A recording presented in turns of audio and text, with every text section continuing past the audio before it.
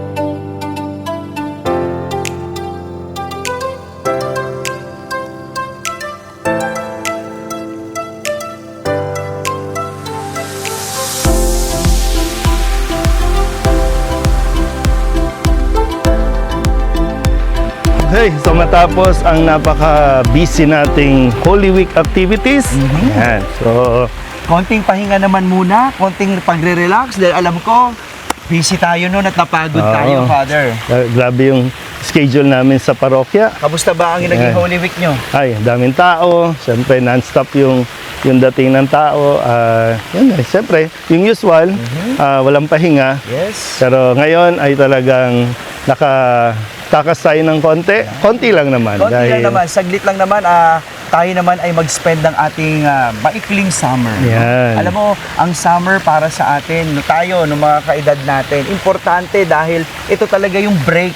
Break ng mula sa pag-aaral, pagkatapos mong 10 buwan nag-aral, mula, di ba? So, talagang inaabangan itong summer. Ikaw ba, Father, pag-usapan natin, ano ang memorable mong summer vacation? Ay, siyempre, dahil mahirap lang kami noon, pag summer, doon lang kami nagsiswimming sa likod ng folk arts theater.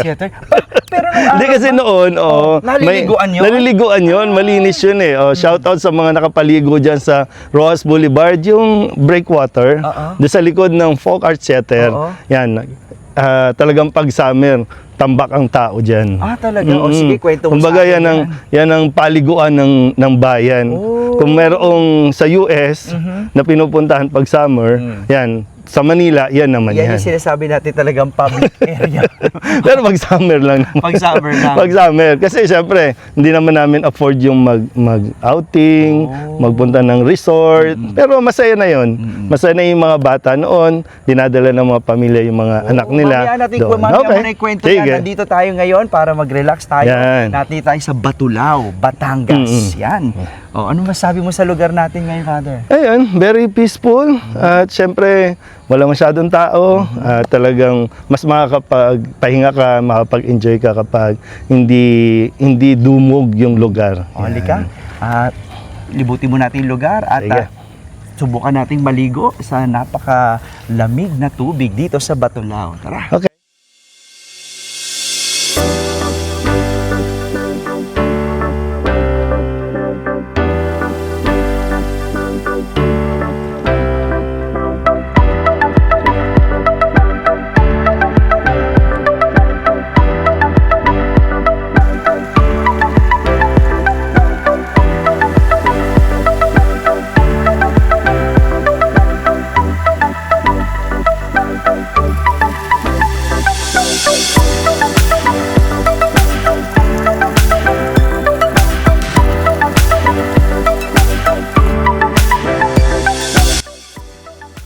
So yun, Father Donichi, ikaw, ano ang memorable summer experience mo? Kasi pag sila yung summer, di ba? Normally swimming. Swimming. So kayo ba? Swimming din ba? Oo, swimming. Naalala ko kasi, meron kaming garment business. So, part nung summer vacation namin, syempre, kasama na rin yung mga mananahi namin, mga workers namin, mga staff namin. So, ina-outing na rin namin yon para isang, isang gastusan na lang. Naalala ko, siguro mga around, ko nun, 3 years old. No? Nag-outing kami bago yung kotse namin. The night before kami, nag-outing, nag-grocery muna kami, namili muna kami, syempre para may baon, di ba? Gabi na nun, naalala ko dyan pa yun sa may Q Plaza, dyan sa may Santa Lucia, no? Malapit sa Marcos Highway.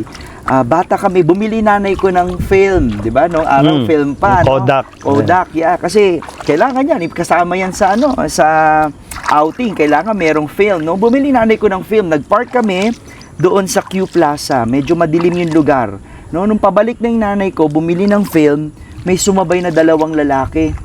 Pumasok sa loob ng kotse, tapos pinaandar yung kotse, yung nanay ko pinapasok sa likod, yung tatay ko nakaupo doon sa gitna, alam mo yun sa may handbrake, no? Doon nakaupo yung tatay ko hanggang yung dinala kami sa madilim na lugar. At habang dinadala kami sa madilim na lugar, hino-hold up na kami. No, kami mga bata, mga magkakapatid, iyak kami ng iyak, no? Tapos yung tatay ko nakita yung singsing nung wedding ring niya, gusto ipahubad. Hindi mahubad, masikip. Gusto putulin yung daliri ng tatay ko noon. Di iyak kami ng iyak, no? Hanggang sa huli, awa ng Diyos talaga, binaba kami sa isang madalim na lugar dyan sa may manggahan. Nakaligtas naman kami. Yun nga lang, wala na yung kotse namin, nakarnap kami. Nakarnap yung kotse namin. So, memorable yun kasi, alam mo yun. Dahil summer nangyari. Excited kayo. No? Pero, yun, hindi ko yung malimutan kasi first experience ng ganun, no? Nakaka-trauma in a way. Pero, yun, hindi na nabawi yung kotse. Tinanong ko nga yun, malaki na ako eh. Kamusta pala yung kotse na? Ano ba nangyari nun? Kasi bata pa ako. Hindi na talaga nakita. Hindi na nabawi, pero napalitan naman ng insurance. Napalitan naman ng insurance. Mayaman kasi. Hindi, kahit pa paano noon, yung may ganun makomportable pa ang buhay. Siyempre, ganyan, makakaranas yung mga mayayaman.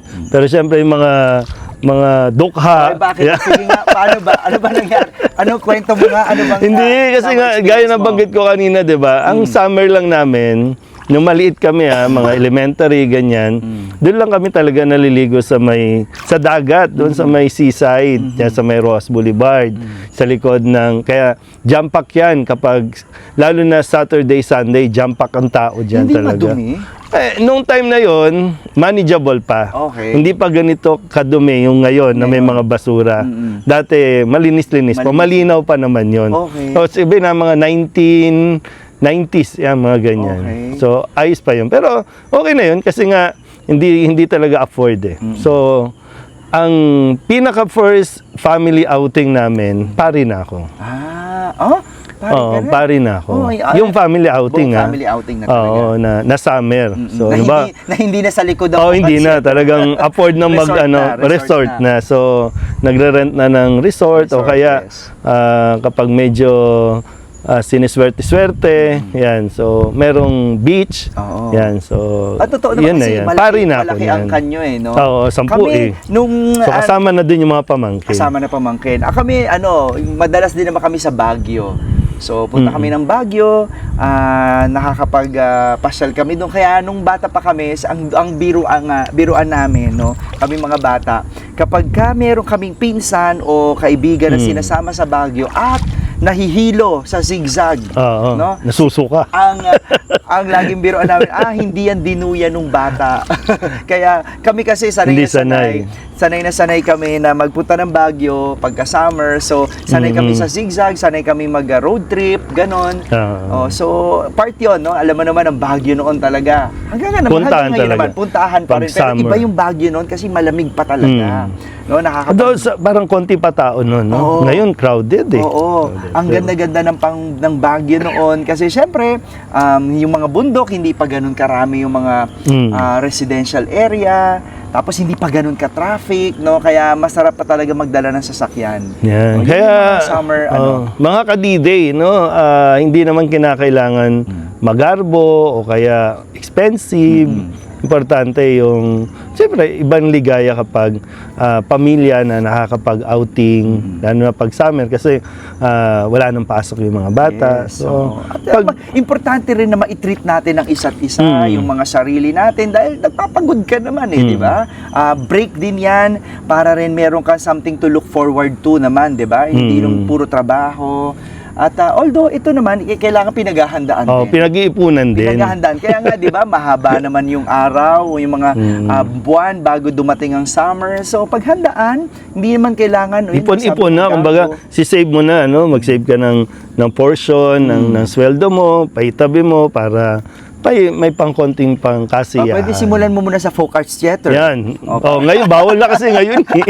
Tapos iba ginawan dolomite yung yan, ginawan dolomite. So hindi ko alam kung nakakaligo pa. Pero medyo madumi na kasi talaga. Nakikita ko nga luneta Kahit yung luneta, 'di ba? Picnic lang naman okay Picnic na. yan, pwede diba? yan. Pag linggo, yun ang alam mo, yun ang kulang dito kasi sa Pilipinas yung mga open spaces para sa atin na hindi kasi nasanay tayo sa mall.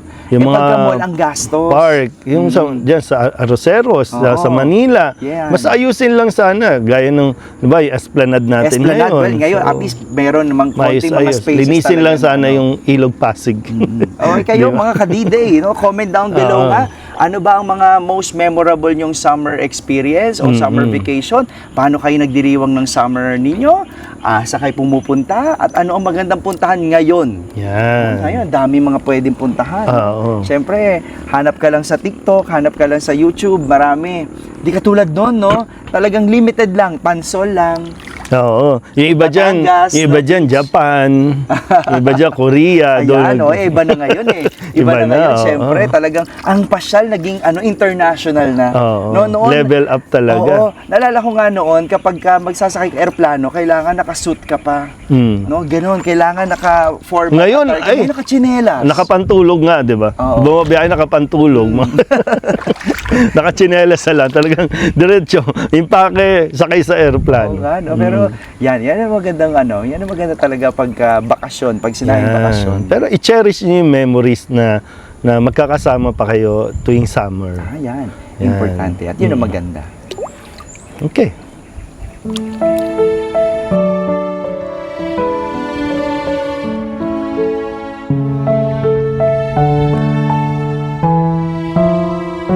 Okay, at dito nagtatapos ang ating summer special ng D-Day. At ito ang ating bakasyon for this summer.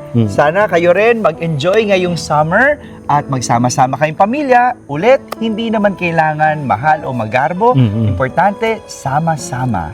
Kaya kung pagod ka na, Kailangan mo namang magpahinga set mo na ang araw para huminto. at huminga. Gawin ang iyong araw bilang D-Day! with Father Douglas And Father Danichi. Summer Edition.